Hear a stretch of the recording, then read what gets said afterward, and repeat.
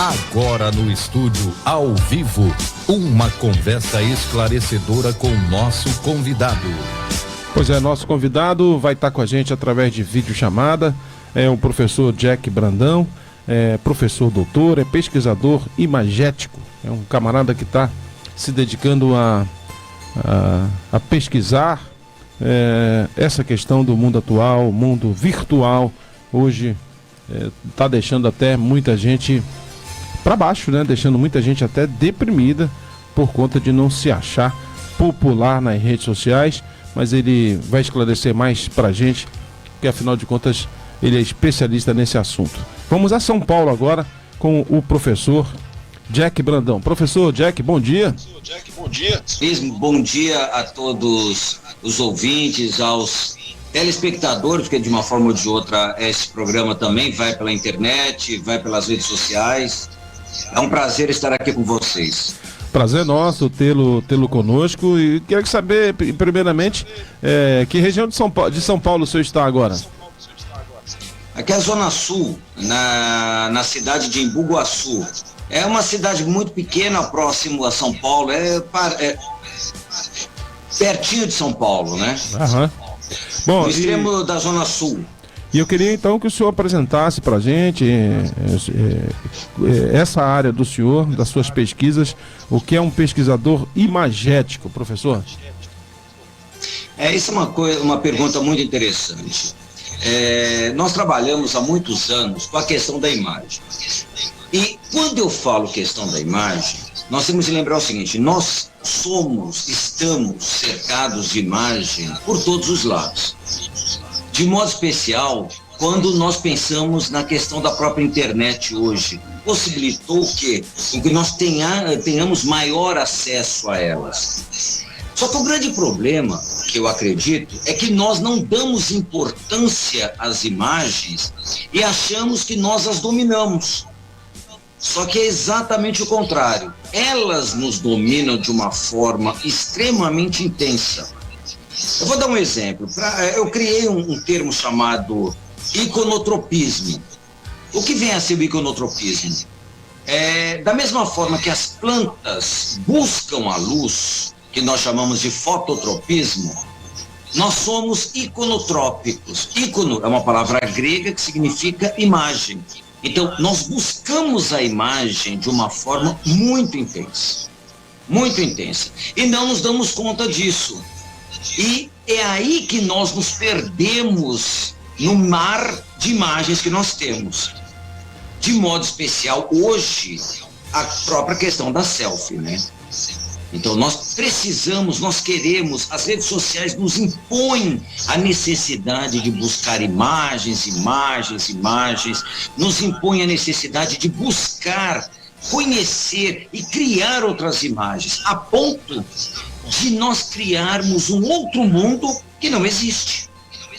Aquilo que eu chamo também de paramundo, que é o mundo das próprias redes sociais. Porque grande parte das imagens que são postadas, na realidade, não passam de pose, não passam de um artificialismo, que você vai buscando, a ponto de muitos jovens não saberem nem que mundo que estão. Se é o mundo real ou o mundo da fantasia, ou esse paramundo, criado para dar agrado, para agradar os outros. Aquela famosa síndrome do mundo perfeito, né, que dizia aqui a nossa Lília agora no começo. Exatamente. Nós criamos isso, nós buscamos, nós queremos criar um mundo que não existe. Mas o pior, o grande problema que eu vejo aí, não é o mundo perfeito, é acreditar que este mundo é o real. Então há uma inversão. Ou seja, eu crio um mundo irreal e acredito que esse mundo é real. Este é o grande problema. Não é simplesmente criar uma personagem. Porque nós podemos, por exemplo, se eu vou à universidade dar aula, eu sou uma pessoa na universidade, eu sou uma pessoa com os meus amigos, eu sou uma pessoa na minha casa. O problema não está aí. O problema é quando eu crio uma imagem e eu coloco essa imagem que não deixa de ser um simulacro, ou seja, uma fantasia, e digo que essa imagem é que é o real. Esse é o grande problema. Daí a própria questão da ansiedade que as pessoas muitas vezes têm, porque elas criam aquilo e é uma competição. Então, o outro sempre é mais feliz, o outro está sempre bem e eu estou sempre mal. E na realidade não é bem assim a coisa. Uhum. Porque nós esquecemos que grande parte dessa criação é artificial, não é aquilo que nós podemos chamar de realidade. Perfeito. Bom, para quem está chegando agora, pessoal, nós estamos aqui conversando por videochamada com o professor Jack Brandão. Ele é doutor em literatura pela Universidade de São Paulo, a USP, é diretor do Centro de Estudos Imagéticos, o Condes Fotos, editor da Lumes in Virtus, revista interdisciplinar de cultura e imagem, pesquisador sobre a questão imagética em diversos níveis, como nas artes pictográficas, escultórias e fotográficas. Está ao vivo com a gente falando lá de São Paulo. Você pode usar o nosso WhatsApp 991 57 0022 para fazer perguntas, tirar dúvidas também, aproveitando a participação do professor Jack Brandão. Professor, fazendo aqui um rápido resgate histórico, essa relação até paradoxal da internet, o acesso à internet, que se no começo tirou muitas pessoas, digamos assim, do anonimato, do anonimato não, muita gente se vale do anonimato, do pseudo-anonimato da internet, para se soltar mais, comentar, ter uma vida social, entre aspas, né, mais ativa, mas em compensação está deixando as pessoas mais isoladas, professor. É como você falou, é um paradoxo. Nós temos de pensar o seguinte, algo muito interessante em relação à própria questão da internet. A internet hoje, por exemplo, ela nos fornece o mundo. Nós temos o mundo em nossas mãos, muito diferente, por exemplo, daquilo que havia antigamente. Vamos pensar, você queria fazer uma pesquisa, você era forçado a ir a uma biblioteca, a você comprar uma enciclopédia, estudar, ler. Hoje nós temos o mundo em nossas mãos. Infelizmente, a grande realidade é que nós não sabemos empregar isso. Pior do que isso, é como você mesmo falou, nós temos a falsa impressão de anonimato. E isso é falsa, porque por mais que você acredite que você nunca vai ser rastreado, que você nunca vai ser encontrado, é muito difícil você não ser. É óbvio, existe a Deep Web, que é uma outra coisa, a Deep Web, por exemplo, em que você aparentemente é muito mais difícil, mas o pessoal não encontra quem não quer. Então o pessoal aproveita muitas vezes essa própria questão do anonimato para exatamente abusar daquilo que ele acha que é a realidade. Então muitas vezes nós hoje nos tornamos, nós liberamos os monstros que havia escondido dentro de nós.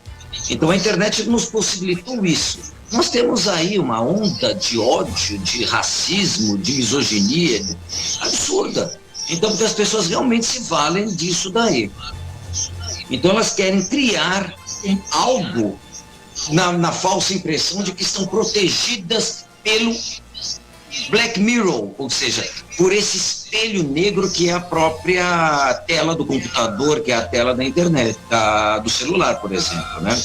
Tá, professor, a nossa colega aqui de bancada, a Lilian Azevedo, ela é bacharel em Direito, é nossa colega aqui também do programa e ela vai interagir com o senhor.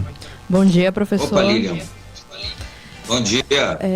Acho muito interessante essa visão, porque a internet ela vem para você expressar a sua opinião. Mas hoje em dia nós estamos vivendo, como você falou, um paradoxo, onde você expressa a sua opinião e você é bombardeado por opiniões contrárias.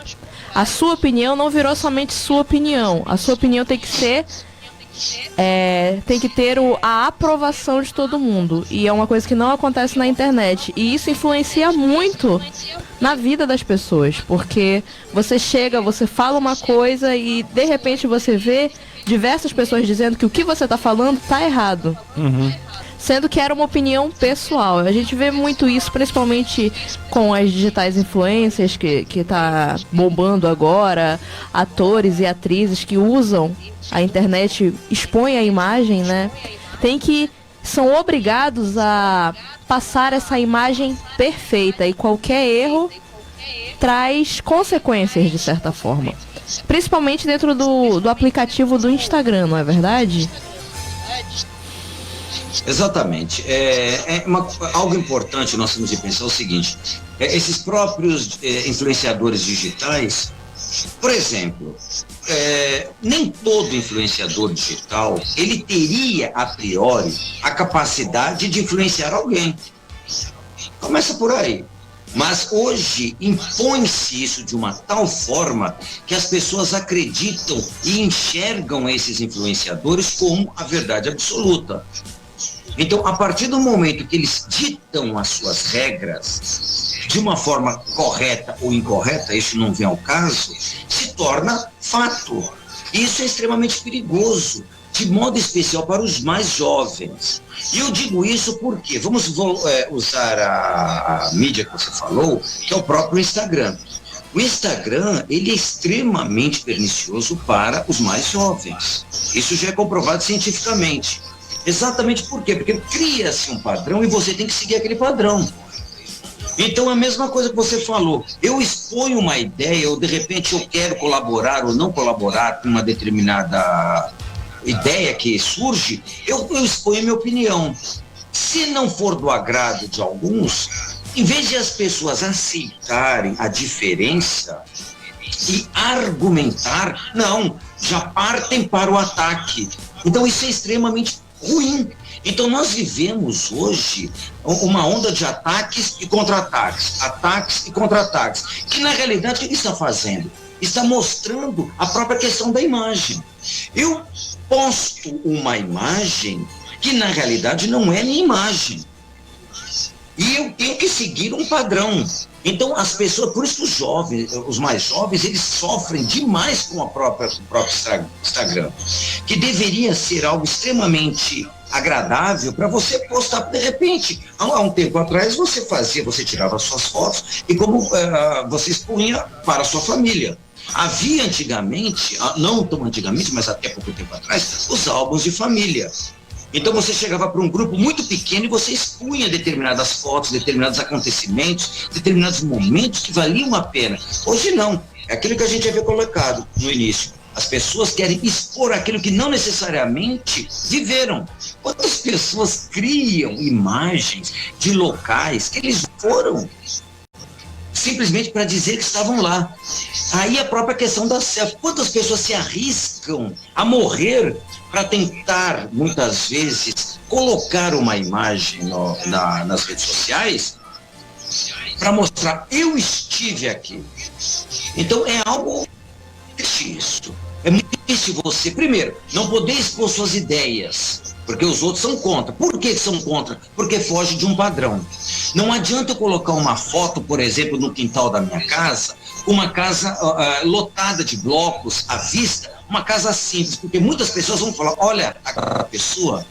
Então muitas pessoas não estão mais preocupadas com o humano, estão preocupadas simplesmente com o padrão que foi criado. Então as pessoas vão buscar esse padrão. Isso é triste. E isso faz com que as pessoas sofram cada vez mais. Por isso que eu digo, de modo especial, os mais jovens. Esses é que sofrem muito por isso. Só que eles não têm ainda a noção do poder que essas imagens têm sobre a própria psique dele. Esse é o grande problema. Se acham adultos, se acham capazes. Se os próprios adultos não têm essa capacidade de discernimento em relação às imagens, e quando eu digo isso, eu estou dizendo por quê? Porque nós acreditamos que as dominamos, nós acreditamos que nós as compreendemos. Por quê? Porque a imagem, ela nos apresenta inteira, só que nós esquecemos que toda imagem é uma construção. Vou dar um exemplo. Quando nós tiramos uma fotografia, nós mostramos para o outro e falamos assim, olha eu aqui como é que eu estou. Olha onde eu estava. Mas na realidade aquilo não é você. Quando você vai tirar uma foto em qualquer lugar, você faz o quê? Uma pose. A pose nunca é você. Sempre é uma construção. Então nunca é a realidade. Mas nós não nos atentamos a isso. A fotografia já existe há mais de 2 séculos. Mas essa ideia de que a fotografia é a cópia da realidade, é a cópia do mundo, é a mimese pura, permanece ainda mais hoje com esse mundo digital em que nós estamos, de modo especial o celular, né? Professor, tem uma outra questão, e o senhor que mora no estado de São Paulo, com certeza tem toda a propriedade para falar a respeito disso, que é o fator do risco para a nossa própria segurança pessoal. Às vezes as pessoas se deparam, chegam, por exemplo, num determinado local público, chegam num shopping e chega lá uma notificação de que seu amigo fulano de tal também está aqui, né? Porque a gente hoje é georreferenciado o tempo todo. E aí às vezes as pessoas postam, por exemplo, a escola do filho, da filha, postam onde está agora em tempo real. E a gente sabe, para quem estuda um pouco sobre segurança pública, que o meliante, ele estuda muito seus alvos antes de agir. E com o advento dessa tecnologia, isso pode até encurtar o caminho da malandragem, professor. Não, isso é sem sombra de dúvida. Infelizmente, isso é uma realidade. Só que as pessoas muitas vezes, nessa questão desse paramundo, desse mundo criado, nessa fantasia, elas esquecem isso. Elas esquecem isso. Porque nós achamos que estamos, como foi dito também, você mesmo disse, nós achamos que estamos protegidos, que nós vivemos, nós queremos o anonimato, mas nós queremos nos expor. Só que nós esquecemos que não só aqueles que se dizem nossos amigos estão nos vendo, mas os outros também nos veem. Isso em São Paulo é um caso sério. Então, de repente, você próprio diz, nós acabamos criando rotinas. São Paulo, por exemplo, é terrível. O trânsito de São Paulo é terrível. Então, por exemplo, eu vou dar um exemplo que aconteceu há pouco tempo aqui.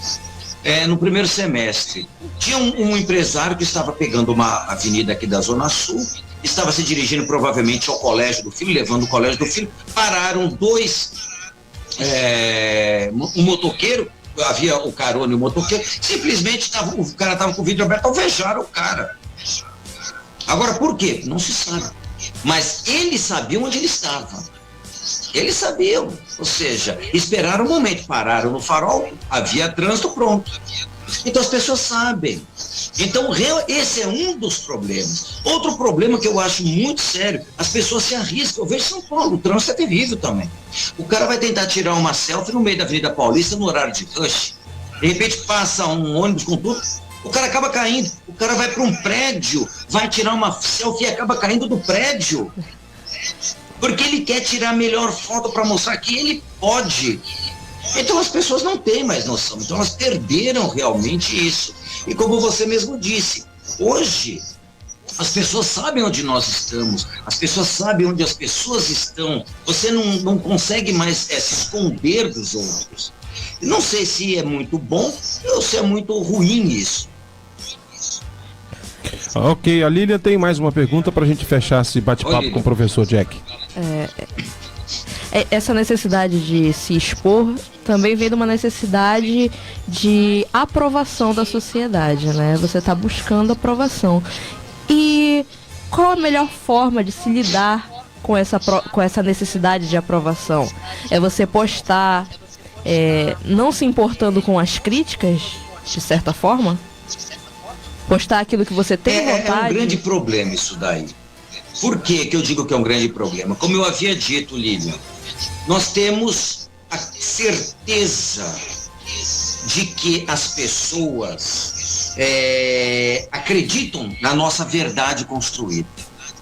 Então, muitas pessoas, elas não conseguem se desvincular dessa necessidade quase visceral. Quando eu digo que o homem é iconotrópico, ou seja, que o homem necessita de imagens, eu digo que é uma necessidade visceral.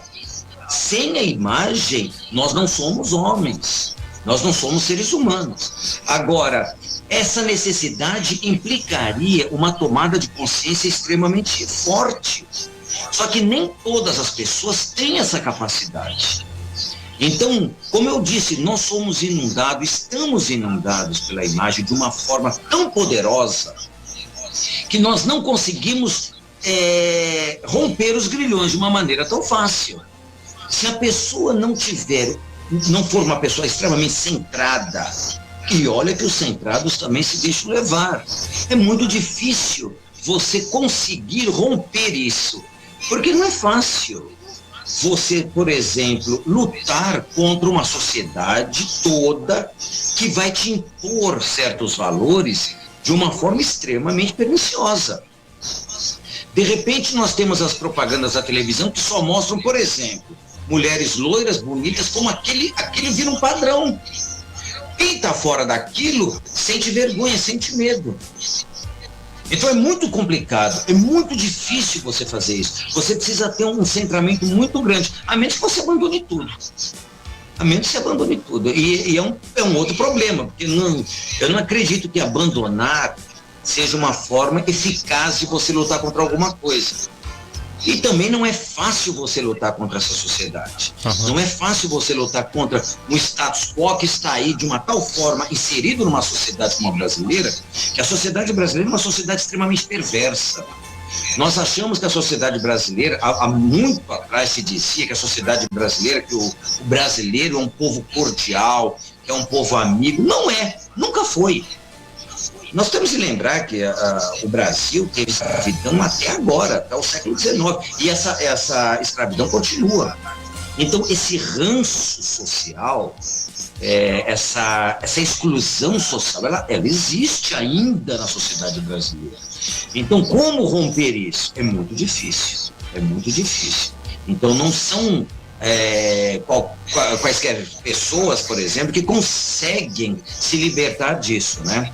Ok, professor, eu queria já para a gente fechar esse bate-papo, a gente está vivendo hoje a véspera do Dia dos Pais, domingo, Dia dos Pais, então eu queria que o senhor transmitisse uma mensagem endereçada, né, aos pais, esse desafio de ser pai hoje. Se antigamente os pais já eram cobrados, né, pela atenção que tinham que dar aos filhos na vida corrida que tinham, e hoje muitos pais chegam em casa e ainda tem a concorrência das redes sociais, a concorrência da internet, do celular, né? Há até aqueles memes que costumam circular, a família inteira à mesa na hora do jantar, mas cada um falando um com o outro através de troca de mensagens eletrônicas, professor. O grande problema que eu sinto em relação aos pais, eu sou pai também, antes de ser amigo, o pai tem de ser pai. O pai tem de ser pai. O pai tem de participar da educação do filho, de modo especial na infância. Ele tem de trabalhar, porque quando chegar na adolescência, a gente sabe a dificuldade que será. Ainda mais hoje, que as crianças praticamente já nascem com o celular na mão. Aí vem a própria questão que foi abordada anteriormente pela própria Lilian. Não é fácil também lidar com isso. Os pais, muitas vezes, eles acham que é muito mais fácil entregar um celular ao filho, porque é uma forma de mantê-los calados, mantê-los na linha. Só que os pais, muitas vezes, eles esquecem que este celular, essas próprias mídias, vão fazer as vezes dele. E depois não adianta reclamar. Eu dei aula, por exemplo, aqui nos melhores, em vários colégios aqui de São Paulo, dos melhores colégios daqui de São Paulo. E eu me lembro que uma vez chegou uma mãe, de modo especial, perguntando para mim, eu expliquei, seu filho aconteceu isso. A mãe parou e chorou. E o pai estava do lado. Falou, o que eu posso fazer, professor? Eu virei para ela e para ele e falei o seguinte, pais, agora não tem mais o que fazer. Seu filho tem 16 anos, era para ter sido feito, não foi feito. Então agora é triste, é uma competição desleal. É uma competição desleal. Então, por isso que nós temos de ser participativos. E pai tem que ser pai. Tem que ser pai antes de tudo e amigo depois. Eu digo isso para minhas filhas. Eles iam brincando com as minhas filhas. Papai, mas você disse que não é amigo. Eu falei, não, calma. Eu sou pai primeiro. É lógico que eu quero ser amigo, que é o importante. Você não pode ser par do seu filho, amiguinho do seu filho, querendo ser jovem. Não é assim que funciona. Porque depois ele vai te cobrar. E o preço é muito alto, como a gente está vendo por aí, né? Bacana. Recebemos aqui a a honrosa participação, a luxuosa participação aqui, como diria o nosso Fausto Silva, do professor Dr. Jack Brandão, pesquisador imagético lá de São Paulo. Professor, muito obrigado, um feliz Dia dos Pais. Obrigado também à assessoria de comunicação que costurou esse espaço aqui com a gente ganhou muito. A gente vai repercutir isso também no Jornal Diário do Amapá, na edição desse domingo. Grande abraço para o senhor, muito obrigado. Eu agradeço imensamente a participação, fico muito feliz por ter participado e fico muito feliz de estar chegando ao Amapá, que eu acho que é um dos estados mais lindos que nós temos aqui e pouco conhecido aqui na nossa região. Parabéns pelo programa, parabéns a todos vocês. Muito obrigado e ótimo domingo para vocês também. Ótimo Dia dos Pais. Para o senhor também.